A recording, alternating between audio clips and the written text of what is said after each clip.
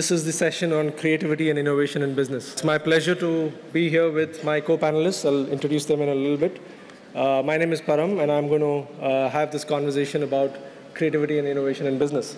Let me get straight away jump into an article that I found a couple of months ago. The famous management guru, innovation evangelist, Ram Charan, wrote this fascinating article which talked about an interesting thing, that it's not just companies that are dying now, but it's also industries.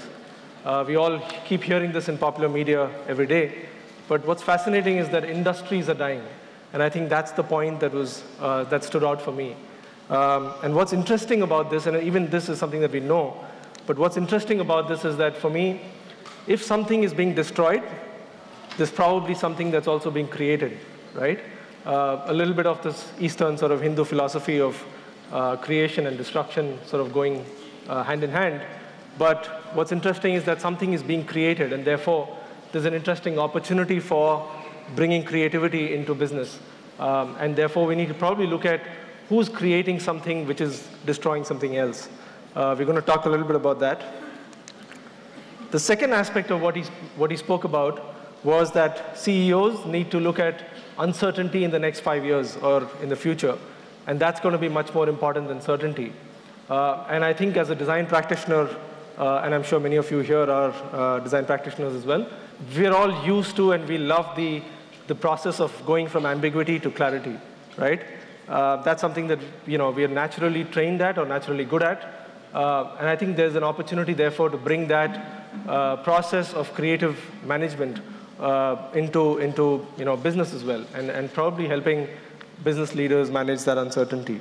So therefore, the fundamental sort of conversation that we're going to have today, that I just thought of sort of triggering off, is about what are the business needs of today. And I'm sure most of you in this community are designers or design practitioners. And therefore, I think it's good to reflect and learn a little bit about what does the business want and what is it that we can provide as creative practitioners for business. So I'm now going to introduce the panel with me. Abanti. Abanti is the managing director of Diageo. And I think as the CEO of such a large multinational corporation, I think it's going to be interesting to hear about what are her experiences and learnings about where creativity can play a role. We're going to talk about that. Nick is a global design head of Tata Elxsi, one of the leading design companies. And Nick has got some fabulous experience around design, practicing design across the world. And it'll be good to hear the India side of the story as well as some global perspectives. And we've got Rodrigo, who's the vice chairman of FLOS. Thank you so much for being with me. And so I'm going to now sort of turn the conversation to Abanti. And maybe if you could start talking a little bit about your experience and some of the key challenges, what you see in business. I just want to start by saying that for any business, innovation is a way to get disruptive in the marketplace. And what innovation and creativity does for a business is really to create value creation opportunities. And it's something that you saw on the chart just now, where Professor Ram Charan said, businesses are getting destroyed, and it's all about, therefore, creating. And what I mean by value creation opportunity is that as businesses which are ultimately looking for creating profits, we are always looking for opportunities that will allow us to add more value to whatever business we are currently running in. And the environment that we are in today throws up lots of opportunities. So for example, if you look at India today, there are lots of new consumer groups which are emerging right across industries.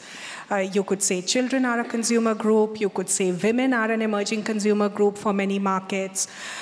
Emerging middle class is a consumer group. So there are different consumer groups that are emerging, particularly in the Indian market today.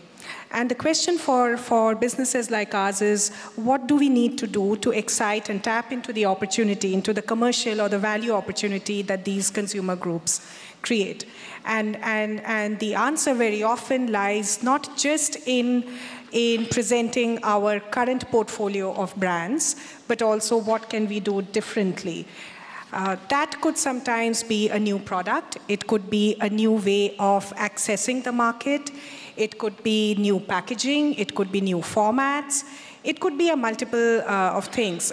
But all that very much for a business is part of innovation. So innovation is not just a new product. It's all this as well. So that's fundamentally what I would like to say, that for a business, innovation is a value-creating opportunity in a very dynamic environment.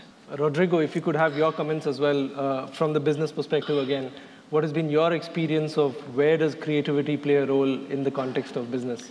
Or what are the areas in business where creativity can help? Do you know that the Bible says that God has created the world in 6 days, and the seventh he rested. But the Bible does not say that before resting, God said to the humankind who would arrive, I need that somebody, the designers, continue the creation. So the responsibility of the designers today is to go on and creating new objects, new good of consumption, to continue to improve the quality of life of the human beings. Creation and innovation. May I suggest that creation is as you enter in a dark room and try to understand where is the exit. And at a certain point you grasp a light. There you go. And you are creating something which was not existing before. Or, for a more intellectual point of view, creation is a way to connect facts, things, ideas, information, but to connect in an original way. Innovation now. Innovation from a business perspective, because I am an entrepreneur, I make money with innovation, is a tool to build competitive advantage.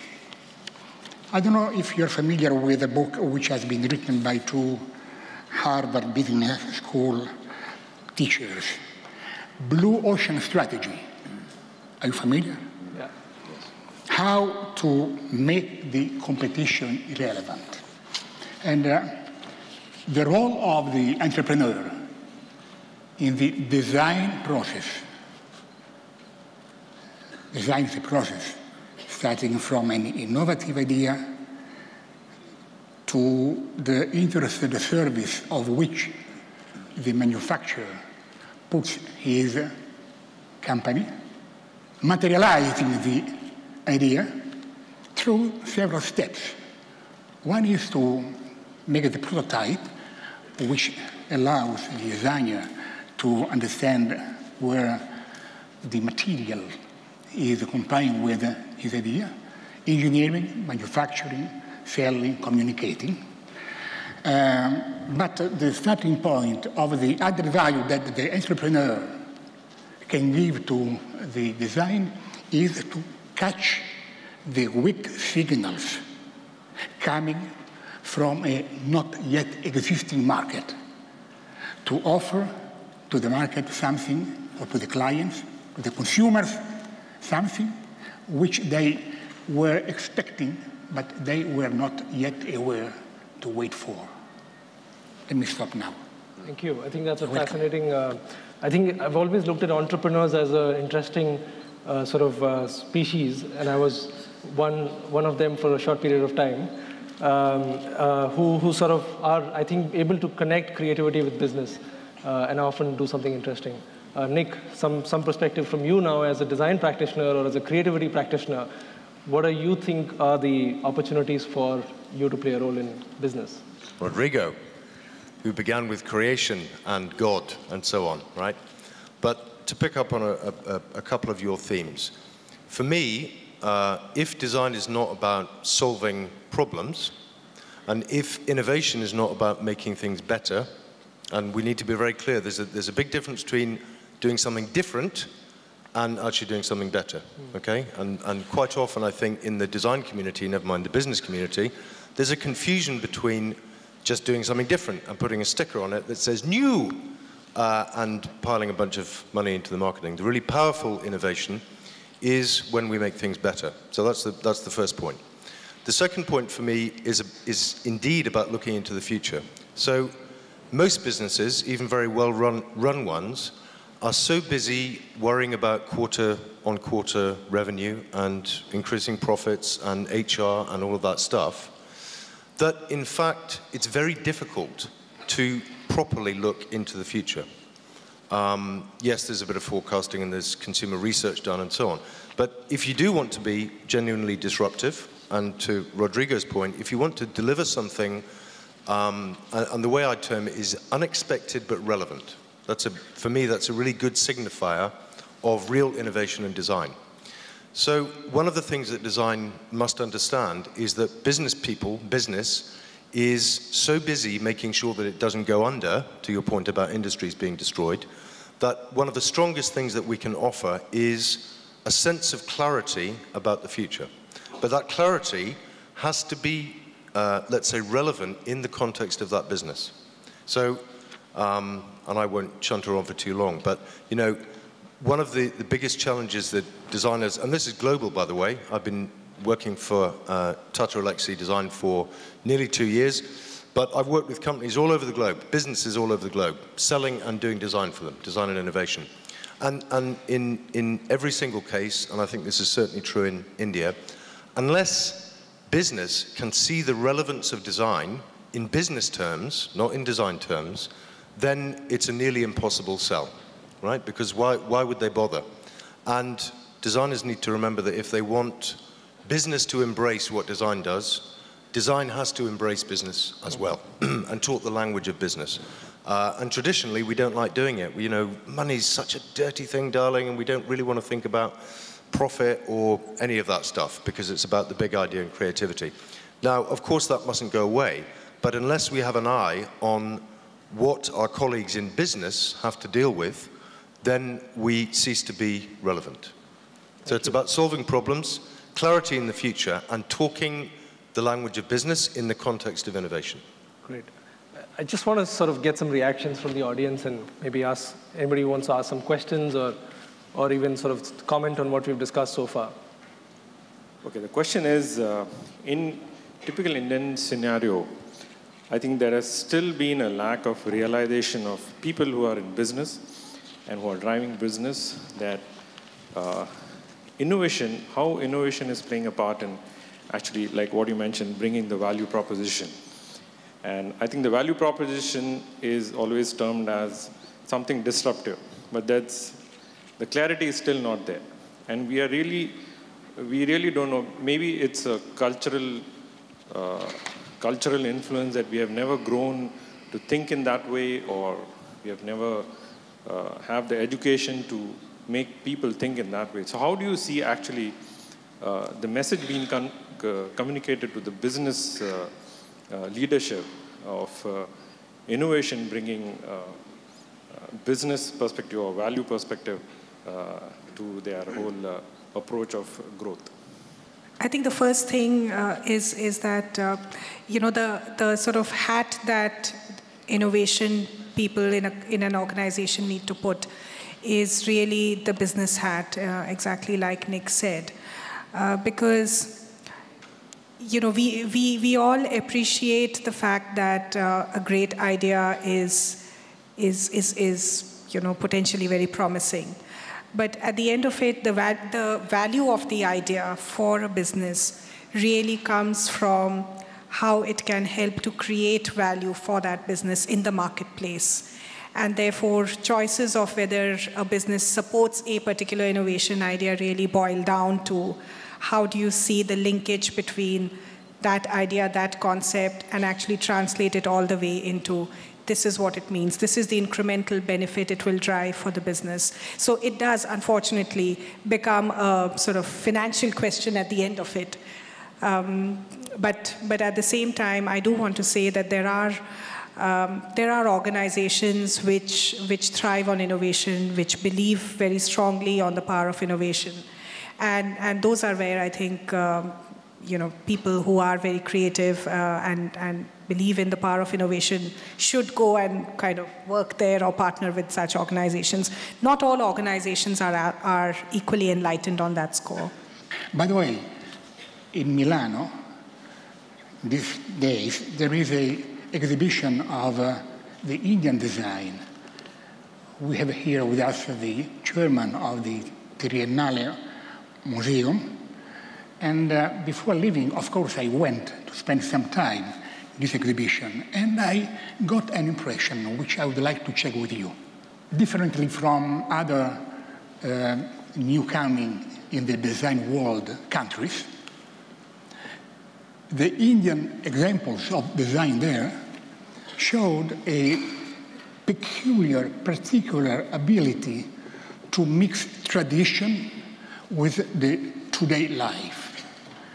In some way, the language, or if you wish, the vernaculus, which is expressed by those objects, makes this object consistent with the very rich and diversified Indian culture.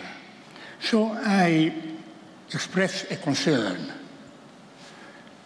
I don't know if the Italian design will be able to conquer the Indian market, because I feel that several Indian young designers, if the manufacturers accept the risk, and they should, they will be able to offer to you, Indian consumers, products which are more consistent with your flavor of life. Do you agree with me? Yes, I do. That's music to many Indian designers, I think.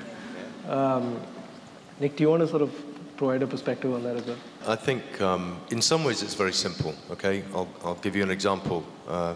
My chum, John Brash, I seem to have a habit of picking on people, but who we've just recently announced a partnership with. He runs a branding agency based out of Dubai. One of the things that John does very well, because I've seen him in action, he doesn't begin his presentation or his pitch with, fluffy stuff to do with how powerful brands are or any of that stuff.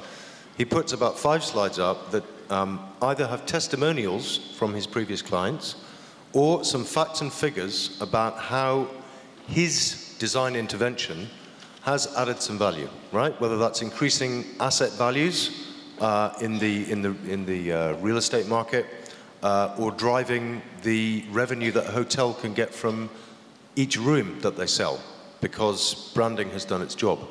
And what I've seen is that it instantly resonates with potential clients, because they see that he understands, unless there's going to be an improvement, frankly, on the bottom line, then there isn't really very much point spending money on his fees.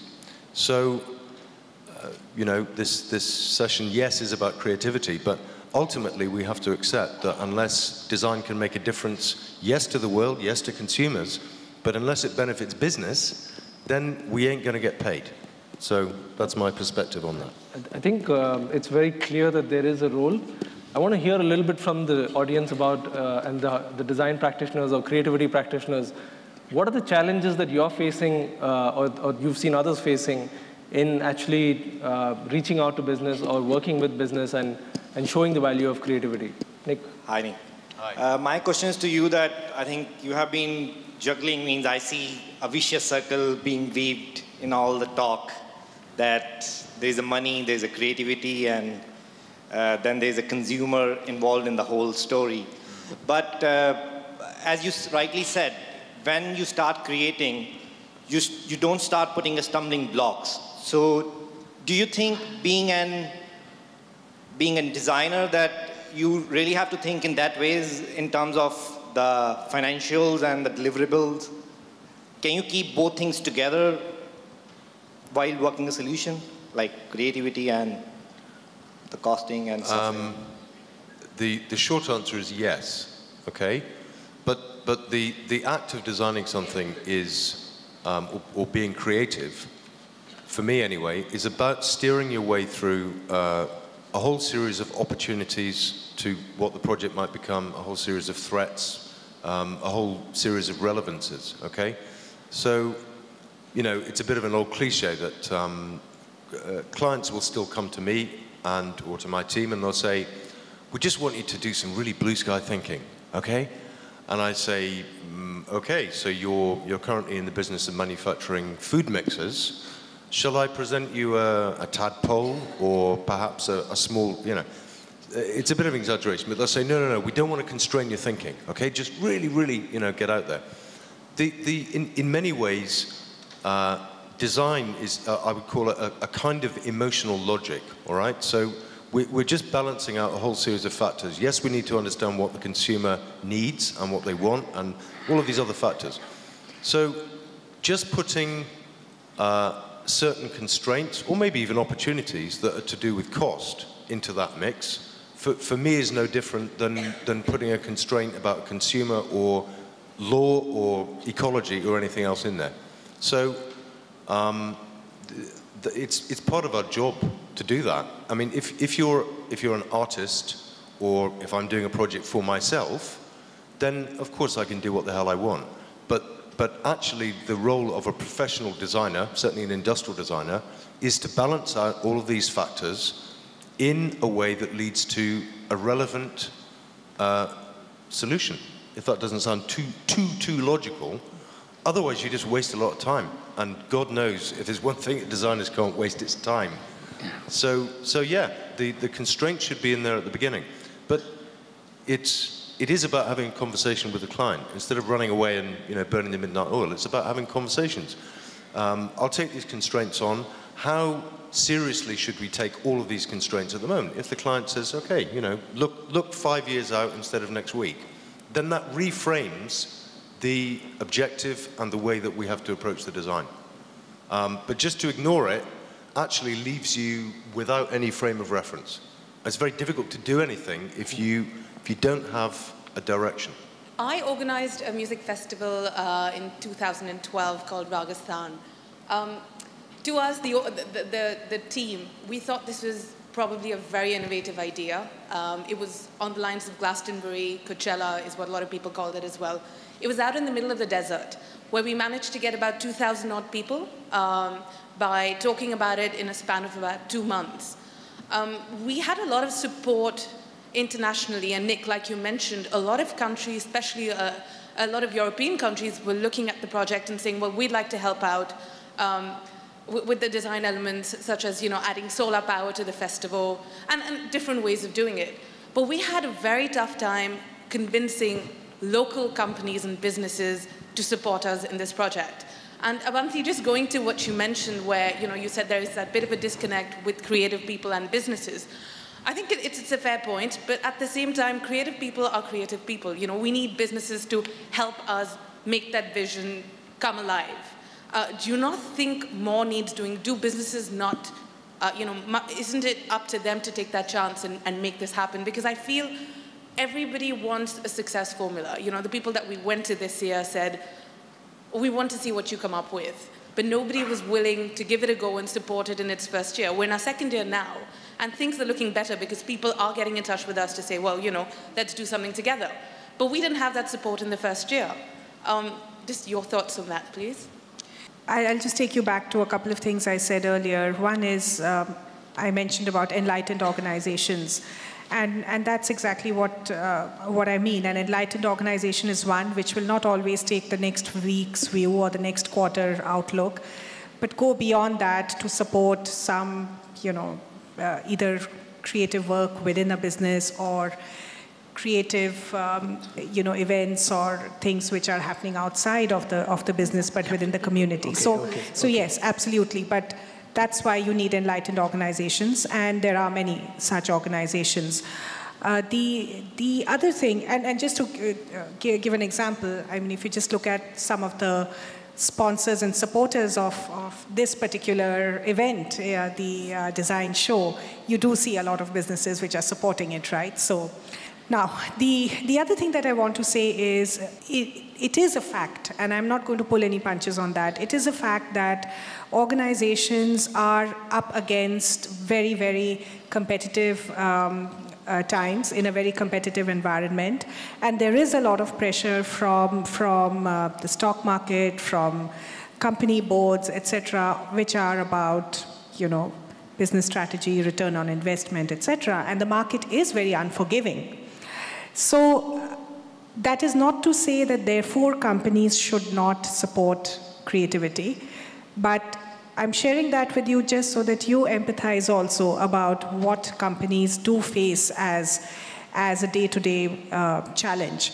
And the enlightened organizations and the smart organizations are those which are able to balance the two. So, and if you look at India as well, there are so many forums, so many new things, whether it's a literary festival or whether it's cultural events. There's a lot which corporates do support. So I do understand and appreciate the challenge you went through, but I do feel that there are organizations out there which support such causes. That's been with me for the whole of my design career, right? I look at the idea and I think, would I put my money into that? Now, it's one thing if you say, I'll put $10 into it. It's a very different thing if I think to myself, would I bet everything that I've got, which, frankly, boys and girls, is not much, but would I bet everything that I've scraped together in the past 25 years on this idea? And if the answer in my gut is no, then I know that the idea isn't as good as it should be. So. Great. Thank you so much. Thank you.